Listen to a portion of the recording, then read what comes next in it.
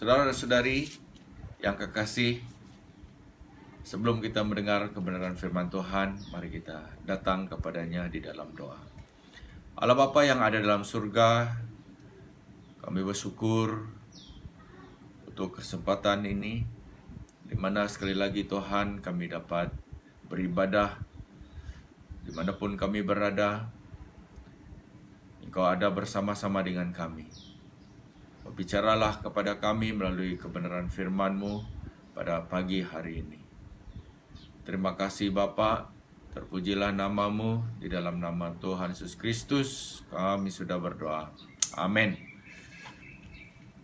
Saudara-saudari, mari kita membuka di dalam Ayub. Ayub ialah di dalam perjanjian lama selepas buku Esther. Ayub pasal yang kedua, kita akan membaca daripada ayat pertama sampai ayat 13. Ayub pasal yang kedua, kita akan membaca daripada ayat pertama sampai 13. Pada suatu hari datanglah anak-anak Allah menghadap Tuhan.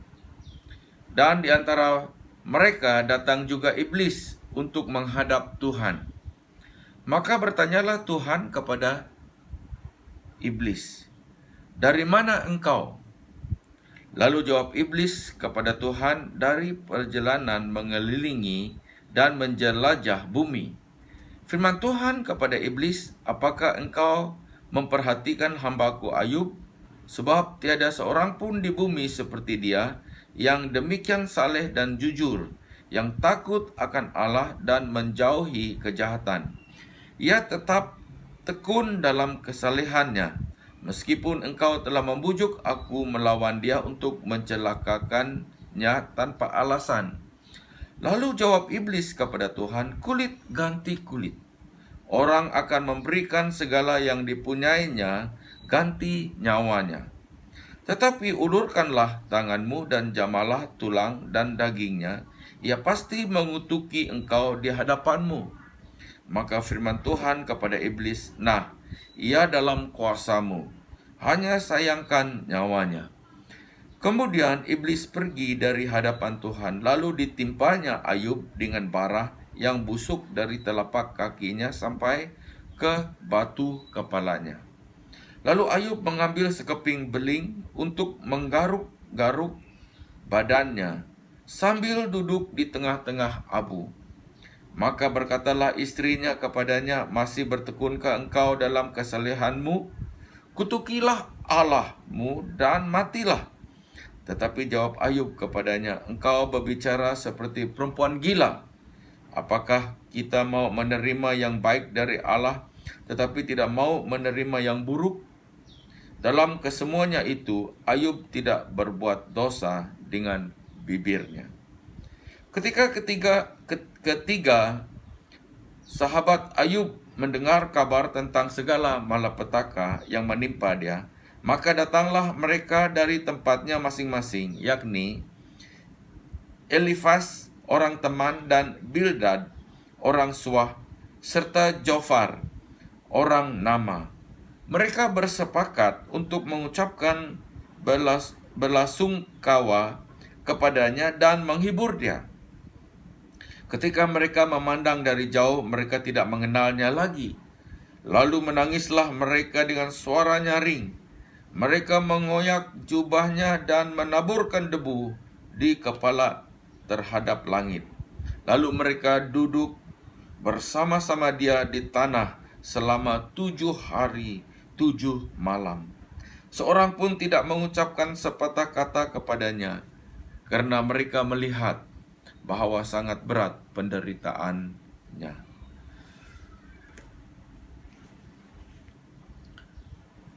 Kebiasaannya, kita akan berpikir orang yang menabur perkara yang baik akan menuai perkara yang baik. Setiap orang akan menuai, akan mendapat apa yang ditaburnya. Kalau kita membuat perkara yang baik, maka sesuatu yang baik akan terjadi kepada kita. Kalau kita bekerja dengan kuat, dengan rajin, kita akan berjaya.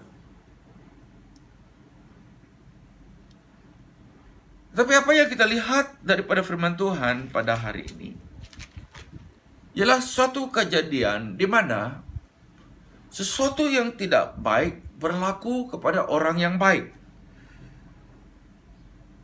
Ia adalah seperti kita menanam suatu buah durian, suatu pohon buah durian.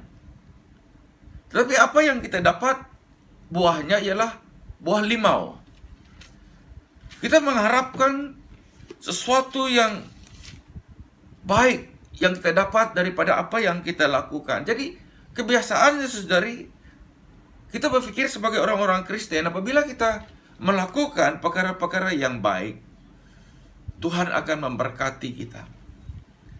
Tuhan juga akan melakukan perkara-perkara yang baik kepada kita. Dan firman Tuhan berkata, memang itu yang Tuhan telah katakan di dalam firman-Nya, bahwa orang yang percaya kepada Tuhan ialah orang yang akan diberkati oleh Tuhan. Orang yang percaya kepada Tuhan, orang yang berjalan menurut firman Tuhan, akan diberkati oleh Tuhan. Tapi apa yang kita lihat dalam firman Tuhan pada pagi hari ini ialah tentang seorang yang mengikut Tuhan, orang yang percaya kepada Tuhan. Sebab di dalam pasal yang pertama dia berkata, ada seorang laki-laki di tanah Uz bernama Ayub. Orang itu saleh dan jujur. Ia takut akan Allah dan menjauhi kejahatan. Dialah seorang yang takut kepada Tuhan.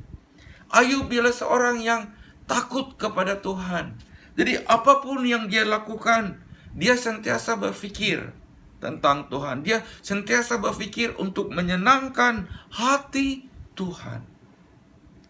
Dan kadang-kadang, saudari, kehidupan kita juga seperti apa yang dialami ataupun yang dilalui oleh Ayub. Kita rajin datang ke gereja, kita rajin membaca firman Tuhan, kita memberi persepuluhan, kita taat di dalam pemberian kita. Tetapi ada perkara yang terjadi dalam hidup kita yang kita tidak ingini. Tapi apa yang kita dapat belajar daripada firman Tuhan pada hari ini, yaitu apapun yang terjadi kepada kita, saudari, Tuhan tetap berkuasa. Tuhan masih duduk di atas taktanya. Dia masih Tuhan. Dia masih bekerja. Dia masih melakukan pekerjaan-pekerjaan yang baik di dalam kehidupan kita. Jadi apapun yang sedang kita lalui, apapun yang sedang kita alami, Tuhan masih mengasihi kita. Dan kadang-kadang apa yang terjadi kepada kita, kita tidak memahaminya. Dan kita bertanya kepada Tuhan, Tuhan, kenapa perkara ini terjadi kepada saya? Saya adalah seorang yang baik. Saya adalah seorang yang taat. Saya seorang yang mengasihi-Mu. Saya senantiasa membaca firman-Mu. Saya senantiasa berdoa. Tetapi kenapa Engkau tidak menjawab doaku ketika aku berdoa untuk penyembuhan keluarga ibu saya, bapak saya, ataupun orang yang paling dekat dengan saya? Kenapa Tuhan? Jadi persoalan-persoalan yang seperti ini yang kita tanya kepada Tuhan. Ayub ialah seorang yang saleh. seorang yang jujur, seorang yang mengasihi Tuhan. Tetapi dia kehilangan segala yang dia miliki. Firman Tuhan berkata, dialah seorang yang sangat kaya. Dia mempunyai lembu sapi, dia mempunyai unta yang banyak, dia mempunyai kambing domba, dia mempunyai anak-anak yang baik-baik dalam kelakuan mereka. Karena Ayub mengajar mereka tentang firman Tuhan, dan Ayub selalu berdoa untuk mereka. Tetapi pada suatu masa, dia kehilangan lembu sapinya, dia kehilangan kambing dombanya, dia kehilangan unta-untanya, dia kehilangan anak-anak yang dikasihinya. Tapi dalam semuanya itu, firman Tuhan berkata bahwa Ayub tahu bahwa Tuhan masih berkuasa dan Tuhan mengasihi dia. Tuhan masih memperdulikan dia, dan dia berkata di dalam pasal pertama ayat 21, dengan telanjang aku keluar dari kandungan ibuku, dengan telanjang juga aku akan kembali ke dalamnya. Tuhan yang memberi, Tuhan yang mengambil, terpujilah nama Tuhan. Di dalam situasi yang Ayub lalui itu, dia masih percaya bahwa Tuhan itu adalah Tuhan yang baik. Dan dia berkata, terpujilah nama Tuhan. Terpujilah nama Tuhan. Tuhan mau kita hidup penuh dengan kesyukuran kepadanya. Apabila kita bersyukur kepada Tuhan, saudari, itu menunjukkan bahwa kita tidak memandang kepada berkat-berkat Tuhan saja. Berkat-berkat yang Tuhan beri di dalam kehidupan kita. Kita bersyukur kepada Tuhan sebab kita tahu bahwa apapun yang terjadi kepada kita, Dia adalah Tuhan yang masih bertakhta. Dia masih berkuasa, dan Dia masih mengasihi kita. Itu yang Ayub katakan ketika dia kehilangan segala apa yang dia miliki, segala kekayaannya. Dia berkata kepada Tuhan, terpujilah nama Tuhan.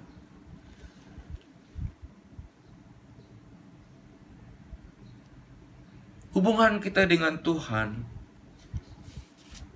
ialah sesuatu yang sangat penting. Hubungan kita dengan Tuhan harus hubungan yang baik.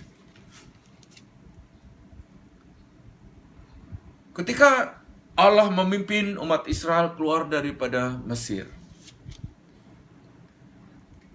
mereka dikejar oleh askar-askar Raja Mesir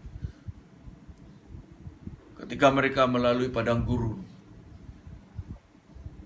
Tapi Tuhan menjaga mereka, Tuhan melindungi mereka. Dan ketika mereka melalui Lautan Merah, Allah menolong mereka supaya mereka dapat berjalan di jalan melalui lautan itu. Tuhan membuat jalan bagi mereka.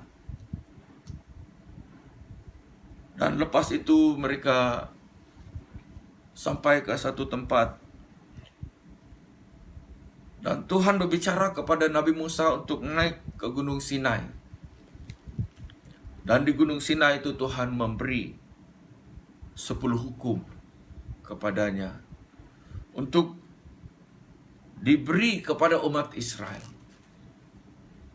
Sebelum umat Israel menerima hukum 10 itu, saudari, mereka sudah berjalan bersama-sama dengan Tuhan.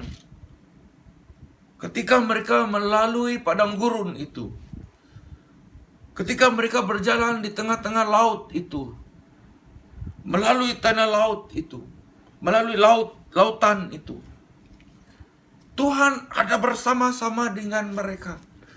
Mereka mempunyai hubungan dengan Tuhan. Dan sama juga kalau kita melihat di dalam buku Kejadian, di situ Tuhan ada persekutuan dengan Adam dan Hawa. Dia ada persekutuan dengan mereka. Dan apabila kita ada persekutuan dengan Tuhan, apabila kita berjalan bersama-sama dengan Tuhan, kita akan sentiasa bersyukur kepada Tuhan karena kebaikannya. Dan apabila kita berjalan bersama-sama dengan Dia, mempunyai persekutuan dengan Dia, dan kita bersyukur kepadanya, dan apabila kita membaca firman Tuhan, dan apabila kita mendengar firman Tuhan, saudari, firman Tuhan itu boleh masuk ke dalam hati kita dan menyegarkan kita, memberi kita kekuatan. Sebab apa? Sebab kita ada hubungan dengan Tuhan. Kita berjalan bersama-sama dengan Tuhan. Jadi Ayub, dia berjalan bersama-sama dengan Tuhan. Dan dia tahu segala apa yang dia miliki itu datangnya daripada Tuhan. Dan dia berkata di dalam ayat 21 pasal yang pertama itu, dia berkata bahwa Tuhan yang memberi, Tuhan yang mengambil. Segala apa yang ada, yang kita miliki itu, kita bersyukur kepada Tuhan. Kita berterima kasih kepada Tuhan, sebab semua apa yang kita miliki itu datangnya daripada Tuhan.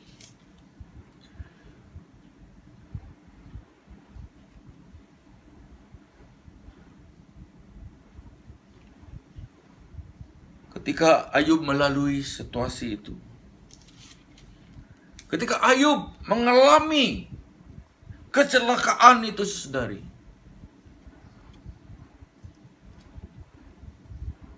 berkatalah istrinya kepadanya, "Masih bertekunkah engkau dalam kesalehanmu?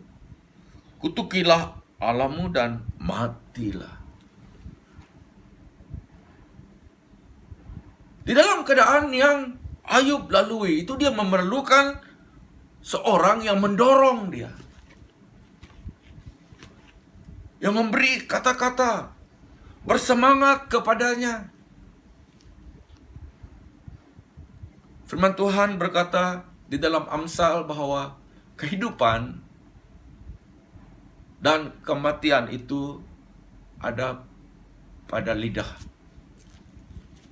Jadi apa yang kita katakan itu, saudari, ialah sesuatu yang sangat penting.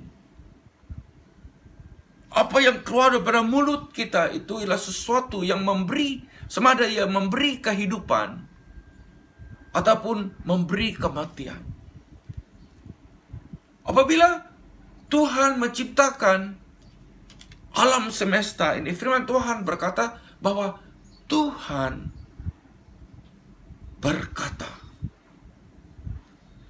Ada kata-kata yang keluar daripada mulut Allah, maka terciptalah langit dan bumi, maka terciptalah matahari dan bintang-bintang, dan segala makhluk yang ada, binatang-binatang, ikan-ikan, burung-burung, pohon-pohon.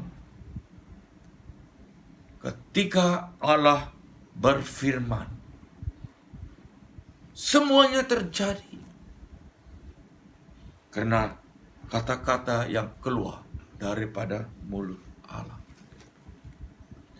Jadi kata-kata yang keluar daripada mulut kita adalah sesuatu yang semada memberi kehidupan ataupun kematian. Memberi dorongan ataupun menyebabkan orang lain tersinggung, terjatuh dalam iman mereka.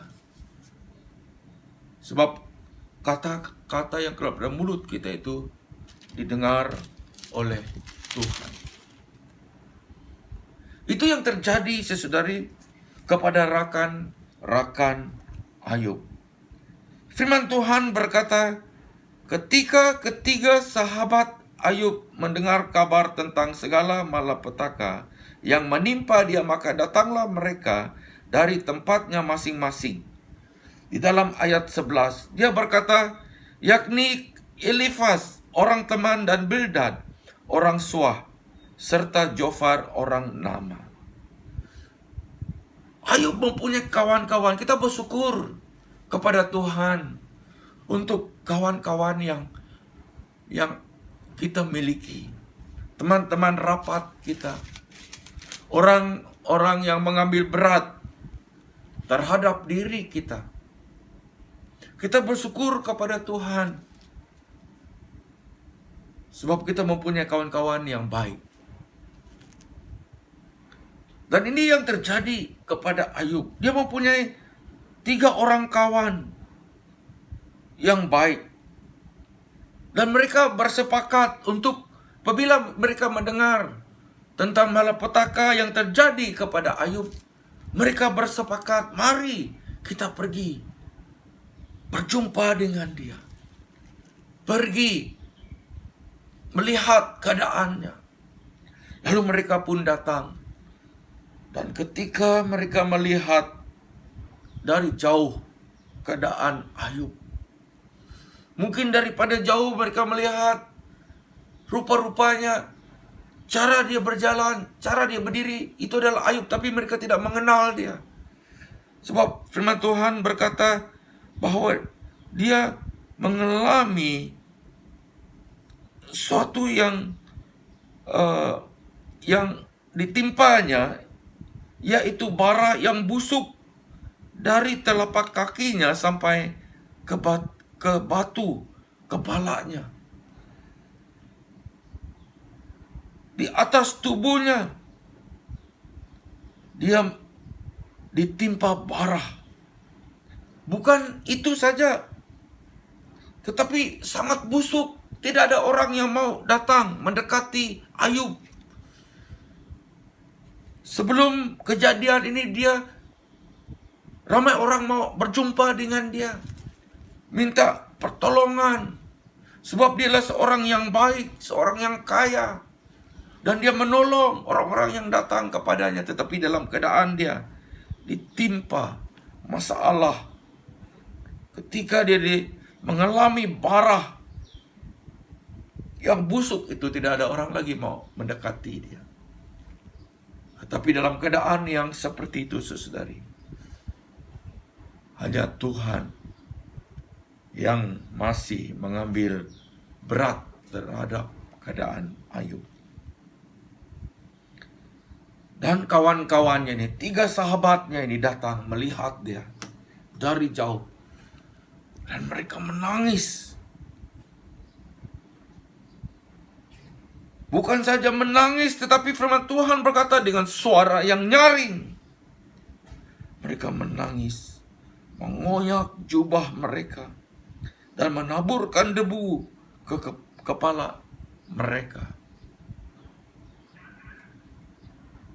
Mereka merasakan apa yang Ayub rasakan.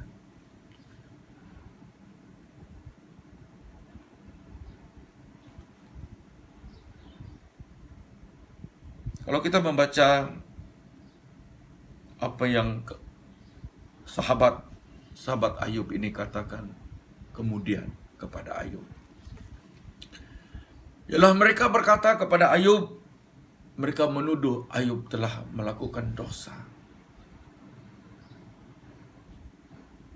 Dan mereka berkata kepada Ayub, Ayub, kamu mengalami kecelakaan ini sebab kamu ada melakukan dosa. Kamu telah menyebabkan Tuhan marah.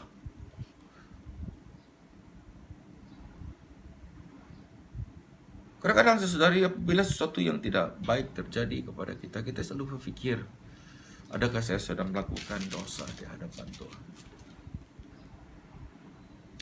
Apakah kesalahan saya?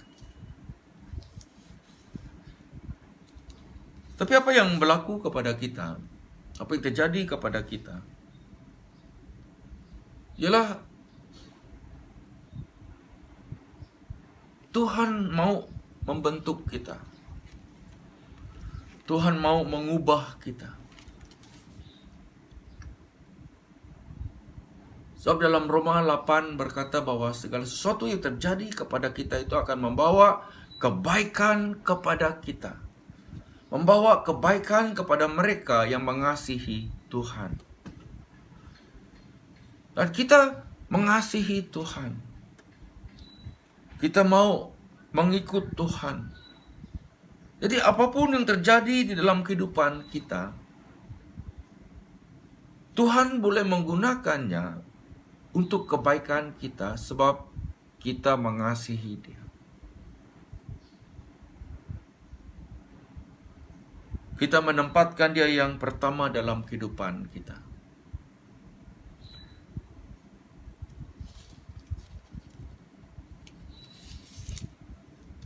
Dan apabila segalanya selesai, apabila Tuhan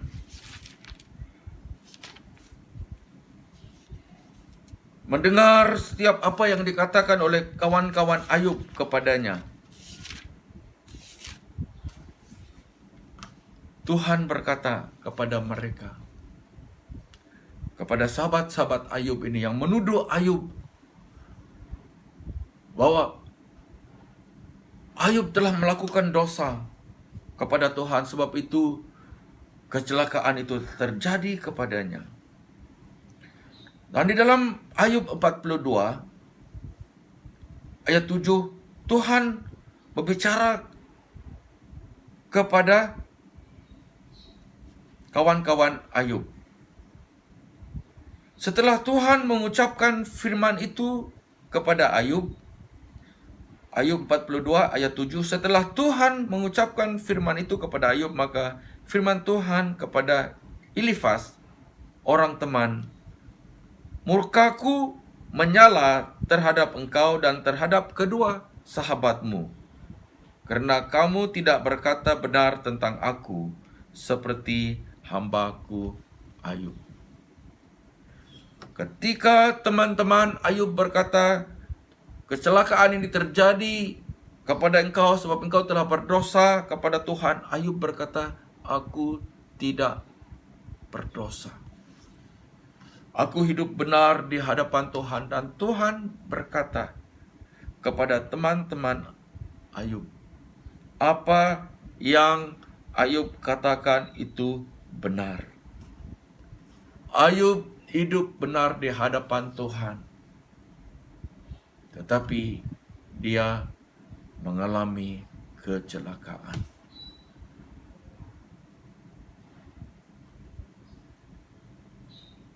Saudara-saudari,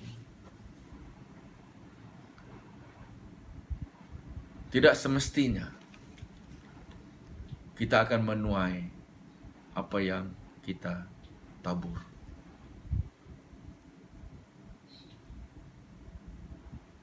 Kita akan menuai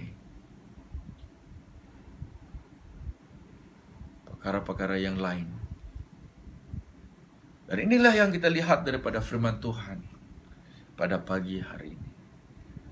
Tetapi dalam semuanya, saudari, Tuhan masih duduk di atas taktanya. Tuhan masih berkuasa. Tuhan masih mengasihi kita. Dan di dalam ayat 12, Ayub 42, ayat 12, dia berkata, Tuhan memberkati Ayub dalam kehidupannya yang selanjutnya, lebih daripada dalam hidupnya yang dahulu.